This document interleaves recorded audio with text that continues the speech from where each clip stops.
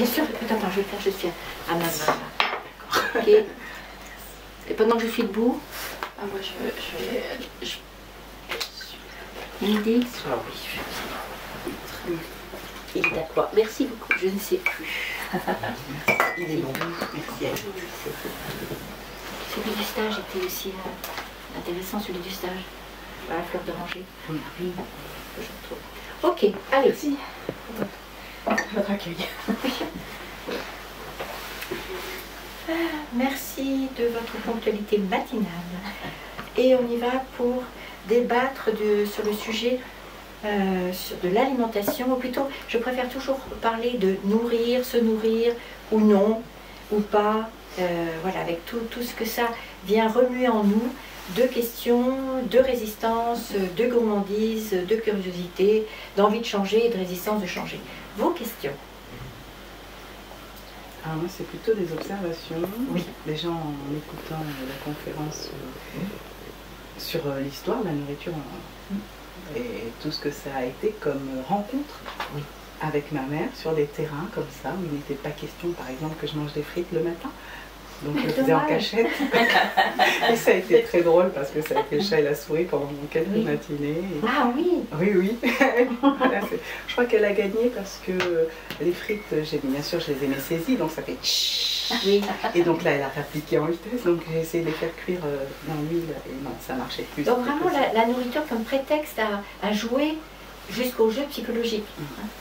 Ce qui peut quelquefois entraîner des conséquences sur les jeux plus loin, lorsqu'il faudra réfléchir à contrôler ou pas sa nourriture ou son corps. Donc, il y a ce passage entre les deux. Plus il y a eu de jeux, d'enjeux aussi avec ma mère, plus je peux être vulnérable ensuite dans ma relation à la nourriture. Donc, ta question, ou ton observation? Mon observation, c'est justement ce rapport à la nourriture, moi qui a basculé quand une amie m'a fait une réflexion sur Léna, t'es jolie mais t'es un peu grosse. C'était tiens. Merci, moi je vais. Voilà, tiens, oui, t'as bien entendu, mais je te le répète, ah, d'accord, c'est bien ça. Mais tu aurais pu juste arrêter à la première observation. Mais en fait, ça a déclenché quelque chose chez moi, ça a déclenché une curiosité justement par rapport à la nourriture. J'ai eu la chance de tomber sur le livre de Michel Montignac. Oui.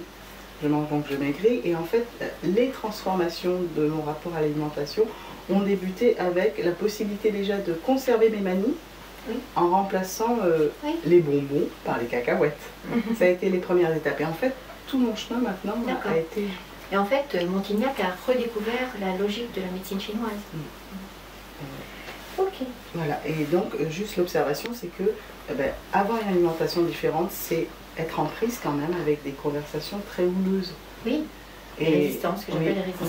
Oui, et effectivement, parce que dans la conférence, tu disais que on s'attaquait à maman, mais on s'attaque, je crois, aux mamans des autres. Oui. Quand on change son alimentation. À la maman de notre amoureux aussi. Je viens d'entendre en tant que chanson alimentation. Voilà ce que j'ai entendu. Alors, moi comme observation, je pourrais dire que ce qui me nourrit, c'est pas forcément l'alimentation. L'alimentation peut nourrir mon plaisir. Mais ce qui me nourrit en termes d'énergie, c'est pas forcément l'alimentation. C'est plutôt des projets qui avancent, c'est plutôt des rencontres, c'est plutôt des échanges avec des personnes. Plus j'ai de projets, moins j'ai besoin de projets peut-être. Et voilà, c'est ça que j'observe depuis la conférence d'hier, dont je me rends compte. Ouais. Et aussi la convivialité. Oui. De ces temps de partage. Oui. Moi, c'était vraiment le point qui m'a marqué, c'est de me dire, il y a pas mal de jugements dans tout ce qui est alimentation, dans la manière de se nourrir, et pas simplement aliments, mais aussi nourriture, comme tu disais, des autres, de la convivialité, de ce qu'on lit, de ce qu'on fait, de ce qu'on regarde et tout ça. Et moi, je vois que je peux clairement me nourrir beaucoup plus de convivialité, de rencontres, d'échanges, de débats. Et peut-être même qu'en fait, quand il y a les débats sur l'alimentation, ça me nourrit et puis après, j'ai plus besoin de manger. Et de... Moi, ça me fait un drôle d'effet, ce que tu dis, ce que vous dites toutes les deux, parce que, voilà, de quoi je me nourris. Voilà, ça pose la question plutôt de quoi je me nourris, plutôt que quand je mange. Et je me rends compte que là, je prends conscience aussi en t'écoutant qu'en fait, pour moi, dans mon éducation, c'est vraiment le plaisir autorisé. Complètement. Le plaisir de... Et je pense que c'était un des rares domaines où ma mère était dans le talent, la générosité. Et c'est pour ça que j'ai fait les premiers livres de nos recettes de famille, parce que c'était... c'était être autour de la table et prendre ce qu'elle savait faire pour les jours de fête, en dehors des beefsteaks chez nous tous les jours à midi de ma vie. Et dès qu'il y avait un petit plus, c'était vraiment exceptionnel. Et pour moi, c'est vraiment... je vois bien que ça réveille un plaisir, un grand plaisir au-delà de celui du corps. Vous voyez, il y a tout un plaisir qui revient dans prendre des bonnes choses, être dans la gourmandise. Ça me fait quand même de l'effet, le contraste entre le quotidien un peu motivant, oui, et la fête, c'est vraiment... Tout ce qui était quotidien l'ennuyait au plus haut point, donc ses enfants déjà étaient assez dérangeants, mais des jours de fête, c'était... Voilà, dès qu'il y avait la fête, c'était... moi c'était beefsteak chez nous tous les jours. J'ai pas eu le droit de rentrer à la maison déjeuner parce qu'elle serait contrainte de revenir pour moi. Et j'ai quand même beaucoup insisté, donc en 6e, j'ai eu le droit de rentrer à la maison. Et là, je me suis aperçue que c'était beefsteak chez nous tout le temps. Enfin, je m'en suis pas aperçue. D'abord, j'adore le beefsteak. Vous disiez bien que nos goûts viennent de nos habitudes et pas l'inverse. Oui. Et donc aujourd'hui, j'ai la façon d'aimer votre mère. Oui, je crois, d'être dans du bon, du positif. Voilà, c'était le positif. Et d'où la difficulté de prendre cette responsabilité, de quitter quand même un peu cette... plus qu'une homéostasie, enfin... et la difficulté que j'ai. Là, je dirais même une fixité.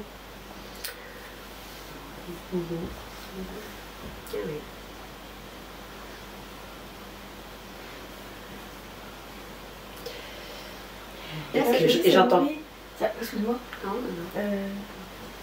Quand j'entends fixité, j'entends quelque chose de tellement régulier que ça peut-être nourrit chez toi une permanence, enfin, quelque chose de profond aussi.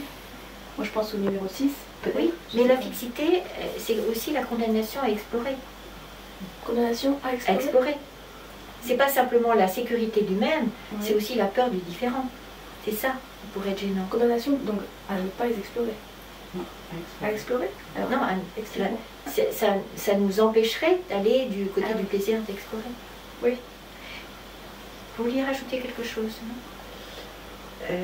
Oui, et j'entendais donc ce que vous disiez avant qu'on commence, le négociable et non négociable, qui peut être une grille de discipline ou d'une grille qui tient le choix que je peux faire. Oui.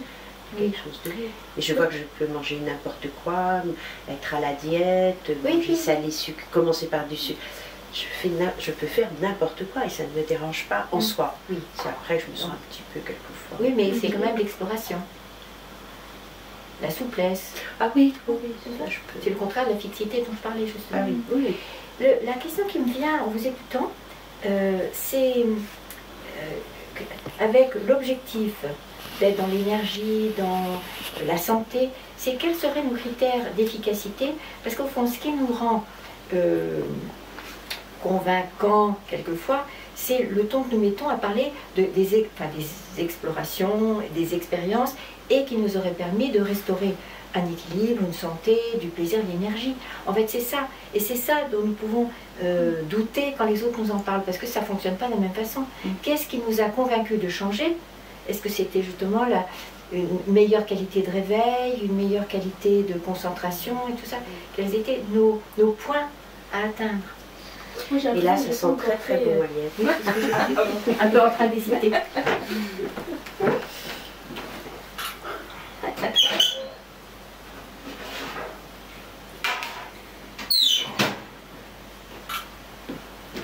Peut-être ça.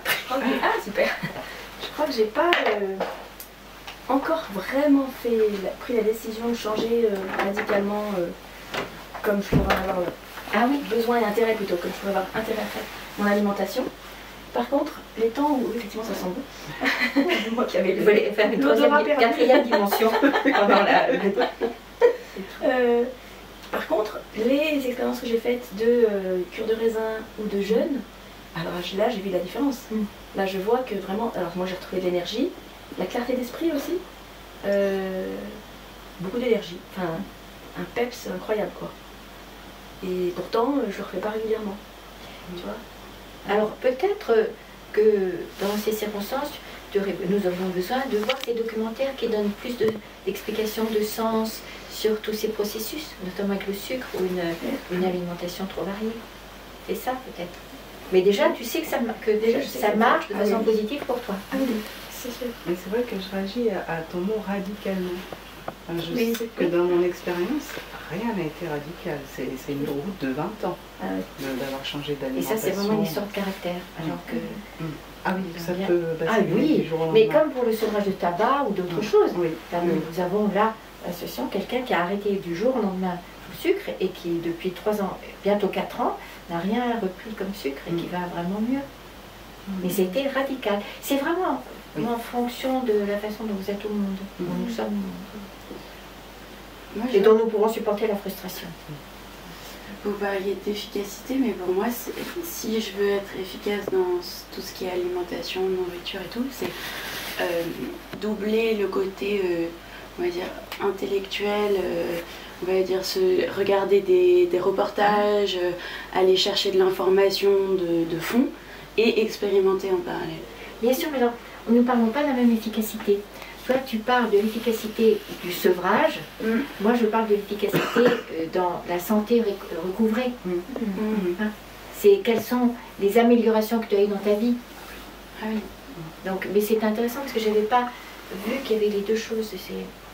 Les améliorations, les améliorations, elles sont vraiment au niveau déjà articulaire. Je crois que c'est le grand gain. C'est vraiment les articulations, toutes les douleurs osseuses qui ont disparu. Et puis le sentir de l'aliment quand je le mange. Et c'est ça, voilà. Manger en conscience. Et l'expérience la dernière fois d'avoir mangé bu de la noix de coco fraîche et de l'avoir senti vraiment circuler à l'intérieur, c'est que je me suis dit génial.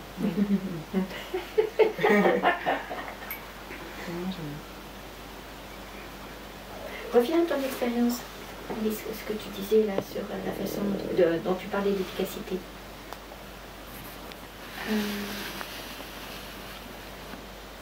Je vois qu'il se passe quelque chose, il faut que je passe par la tête et le corps. Mais en même temps. En même temps. Pas que ça se corresponde. Que ça se corresponde, que ça se cherche l'un et l'autre. Sinon, enfin, je vois qu'il y a, je sais pas, quelque chose qui accroche pas. Et du coup... Et c'est là que je revenais à cette distinction, parce que pour moi, s'il n'y a pas de différence, je ne vais pas supporter la frustration du changement. C'est là.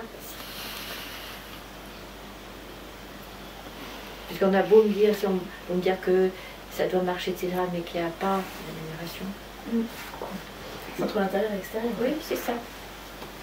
En fait, pour moi, c'est un véritable travail. Parce que je vois devant moi là, par rapport aux expériences de ces dernières années où j'ai fait quelque chose qui me paraissait positif et que j'ai lâché, des habitudes. Je vois que je ne donne pas assez de poids à ce qui a été meilleur, à la qualité notamment de présence à soi et aux autres, je l'ai apprécié, mais je ne vais pas donner, je pense, le poids, les fruits non sucrés d'un changement alimentaire et de comportement. Pour moi, c'est plus de l'ordre du comportement alimentaire que de ce que je prends en soi, parce que... Dans le tableau de Pierre Nicolas, ça serait toujours les arbres et pas la maison. Et les émissions et les documentaires, ce serait l'étoile dans le ciel. C'est ça que je vois. Parce que l'objectif, c'est quand même un mieux en termes de santé, d'énergie. Oui, et je ne donne pas assez de place à l'étoile. Alors que vous donnez plus de place aux arbres, c'est-à-dire aux changements alimentaires, en par eux-mêmes. Oui. Mais le comportement, ce serait les arbres. Oui. Et je pense que c'est là où pour moi c'est plus... Je vous dis, j'y crois, mais je ne vais pas dans les bonnes forêts. J'irais de sortir de la forêt avec la perspective d'une maison. C'est qu'est-ce que je veux, qu'est-ce que je veux modifier. L'étoile, ce serait la conviction qu'il y a un lien entre ce que nous avalons, la façon dont nous nous nourrissons, et la qualité de la vie. Oui. Ce qui n'est pas universellement posé. Oui, pour moi, Voilà. ça c'est... Ça, c'est l'étoile. Ensuite, les comportements alimentaires et autres, etc., ça, ce sont les arbres sur le chemin qui nous conduisent à un objectif de qualité de vie ou de concentration. Voilà.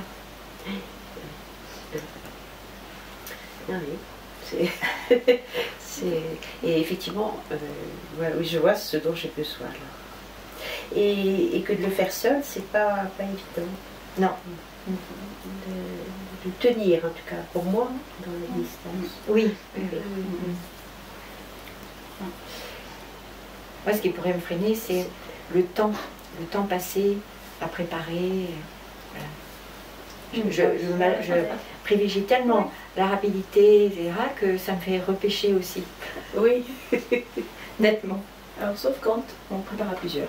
Oui, c'est ça. Ah ben oui. Voilà, c'est Et on différent. revient à quelque chose de la fête ou Ouais. de la convivialité, de la préparation et pas seulement de la consommation. Ah, mais moi, c'est si je prépare pour les gens, Oui. ça va. Ça va. Si Ouais. c'est pour moi, Mm. plus rapide. ça va.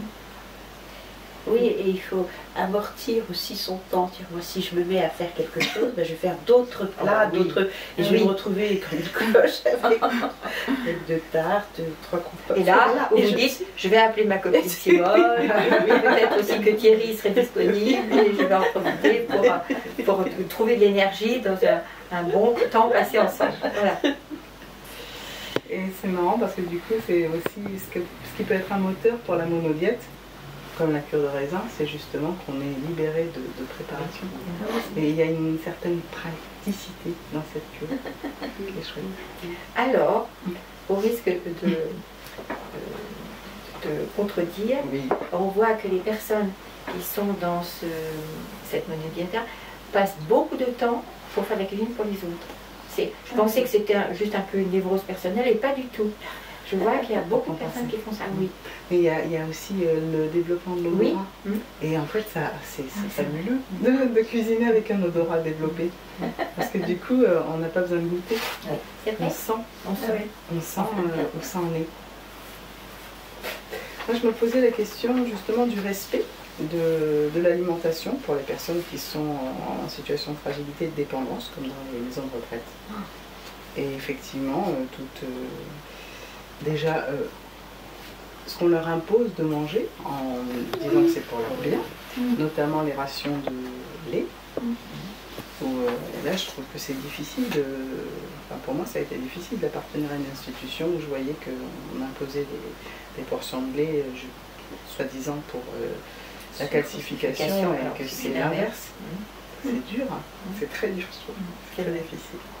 Et les personnes âgées, jeunes, beaucoup. Enfin, je trouve le vendredi notamment, oui, c'est très. Enfin, dans ce que j'ai observé, j'en ai vu beaucoup qui avaient le vendredi, oui, jeûner. Et ça aussi, il faut savoir l'accueillir. Oh, ils le font assez discrètement, ils peuvent repousser la 7 à la prochaine. Donc je trouve que c'est comment on peut établir un contrat, parce qu'il y a des contrats qui sont établis autour de ce qu'on veut et autour de l'alimentation. Voilà. Comment est-ce qu'on peut... Et comment pouvons-nous aussi aider les enfants, les jeunes, les ados à se muscler pour savoir aussi dire non à la cantine, au lieu de subir une Mais obligation supposée. depuis 8 jours ou 15 jours, là, il y a une obligation dans les cantines à proposer un repas végétarien. Et moi aussi, j'ai fait cette expérience avec ma mère de l'horreur qu'était la nourriture.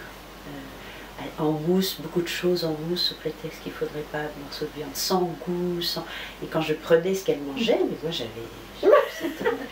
Comme vous savez, les trucs, mais c'était dégueu. Et je la sentais malheureuse, elle qui avait tellement aimé bien avoir des bonnes choses. Et je trouve aussi que c'était une maltraitance. En plus de ça me paraissait insensé que dans une maison de retraite, on donne à manger des choses aussi mauvaises pour la santé, aussi... mauvaise dans les deux sens du terme, pour la santé et au goût. Oui, et au goût.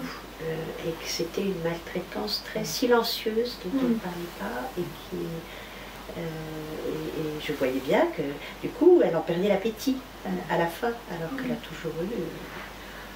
Enfin, ça c'était pas un problème.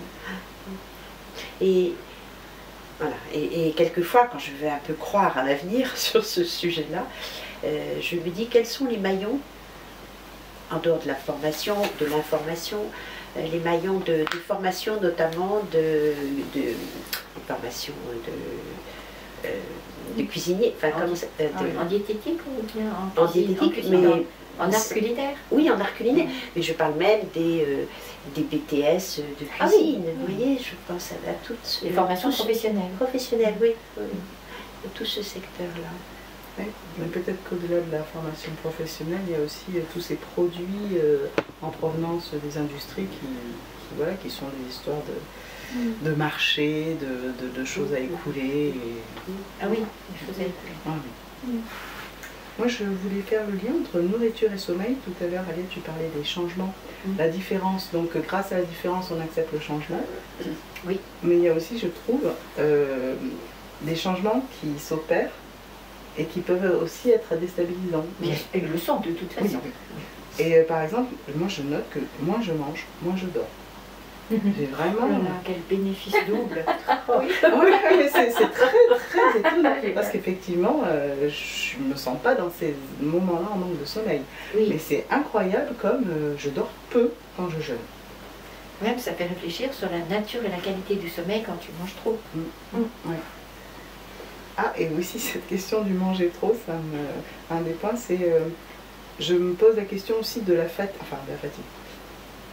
Moi je mange. Moi, j'ai envie de manger, mais surtout, j'ai l'impression que mon organisme devient feignant. C'est-à-dire que le système digestif va plus lentement encore. Enfin, vraiment. Ah bon? Ah oui. Moi, aujourd'hui, je suis ce que je croyais absolument pas nourrissant avant. Les carottes râpées, les endives, tout ça, ça me... Bah, qu'est-ce que tu en conclus? C'est une petite interrogation. Que c'est très bien, que c'est... Enfin, je veux dire que c'est nourrissant et qu'il y a tout ça un peu dedans. Bah, j'arrivais juste à la conclusion inverse. Ah bon? Ah oui. Si tu il me semble avoir écouté que tu ne digérais pas bien les carottes. Ah, d'accord, en fait, c'est ce que je mange qui fait que... Ah bah, oui, c'est ce que je me suis dit, mais c'est une hypothèse comme ça au passage. Oui, merci, parce que moi, je n'aime pas passer par là, mon hypothèse, mais très bien. J'ai fait cette expérience avec les pommes crues aussi, dont on pense que... En tant que petite fille d'Ève, ça doit passer très vite. Et ben, pas du tout, je mets 3 jours à digérer, pas 3 jours, mais très longtemps à digérer une pomme crue. Donc c'est ça que tu peux dire. Mais à toi de faire des expériences encore. Et en parlant de cru, moi j'ai fait l'expérience de se nourrir et d'éliminer. J'ai fait l'expérience dont parle Irène Grosjean de dire si on mange que cru, on élimine directement après, mais tout de suite.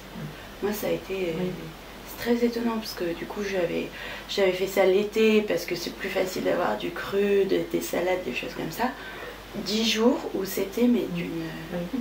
Et c'est assez étonnant parce que quand on fait que ça, on n'a pas ce chamboulement. C'est plus confortable. Mais en même temps, il y a des personnes qui supportent mal ce cru et qui ont besoin que ce soit chaud et cuit. Juste, est-ce que tu as fermé ton pylore? Oui. Sûr? Je réfléchis, oui. Bon. Et... question, la surprise, là. Je n'étais pas branchée. Parce que je te vois avec ton jus d'église. Moi, j'ai une question sur l'élimination. Tu disais hier que la santé est plus question d'élimination que d'assimilation. Quels seraient les obstacles à l'élimination? À part peut-être le manque d'eau, qu'on aurait pu vivre. Mais... Ah bah les mélanges terribles. Les mélanges. Oui, d'accord. C'est ça, parce que les mélanges vont abîmer quelque chose de ce métabolisme et donc va bien sûr beaucoup troubler l'élimination. Ah oui, ça c'est la première chose. Est-ce que tu vois d'autres choses? Oui, je vois aussi quelque chose qu'on apprend très bien en médecine chinoise, qui est le doing, c'est-à-dire comment chacun des organes travaille à son heure. Et c'est important de savoir, alors là ça a changé avec le changement d'heure, donc repérer, mais D'où l'intérêt de remettre en question le petit déjeuner, des choses comme ça. Si vous avez une fragilité du côté des reins ou de l'estomac, vous avez intérêt effectivement à ne pas manger à certaines heures, qui sont des zones de voilà. Mais ça, je peux vous l'envoyer aussi. Oui. C'était un des papiers que j'aurais pu vous donner hier. Et alors moi, en bon occidental, je me disais, il y a quand même des aliments qui facilitent et d'autres pas. Oui, c'est vrai. Ou même aussi des massages. Oui. Moi, je me souviens d'un petit-fils qui était l'aîné. Et on disait, dans la famille, on a toujours ce problème-là. Bon, au bout de 3 jours, un bébé de 15 jours, enfin d'un mois. Et le gardant, le changeant, mais sans penser. Enfin si, je pense que j'ai massé vraiment. Et pendant que je le changeais, j'ai massé. J'aurais dû anticiper. Dans le sens trigonométrique. On masse dans le sens trigonométrique et pas dans le sens des aiguilles d'une montre. Dans le sens inverse des aiguilles d'une montre. Ah oui, moi ah oui. Mais enfin, à votre bon cœur. Ah oui. Je le note. Ça a été radical pendant la seconde. Oui, je pense que aussi au massage, qu'on peut avoir des terrains plus ou moins tonifiants. Oui, et bien sûr toutes les fibres aussi. Oui. Et hier, j'ai bien aimé aussi, enfin ça m'a interrogé le côté aussi tonique de chacun des parties de son système d'élimination. Du travail propre à chacun. Et ça revient à ce que tu disais aussi, Alice, sur quand c'est cru, effectivement, c'est beaucoup moins de travail dans l'estomac, parce que les choses sont bien sûr traitées d'abord avec l'amidon dans la bouche. D'où l'intérêt de beaucoup mâcher.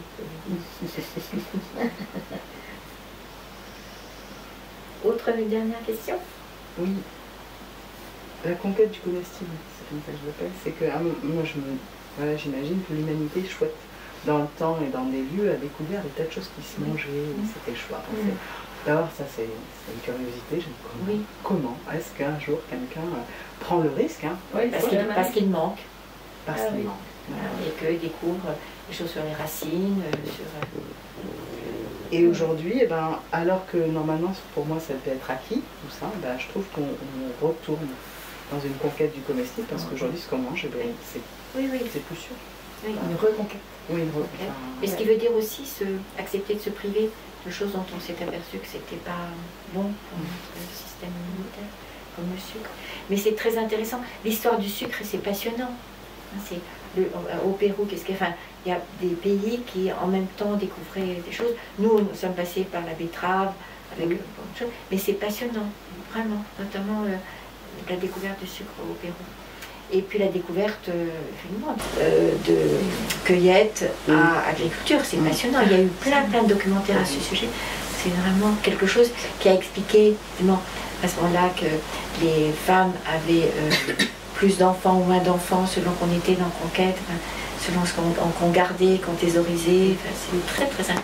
L'allaitement, donc à partir du moment où on allaitait davantage. Oui, on est au-delà, évidemment, juste du contenu dans l'assiette, mais de logique, d'appartenance, de construction des villages et tout ça.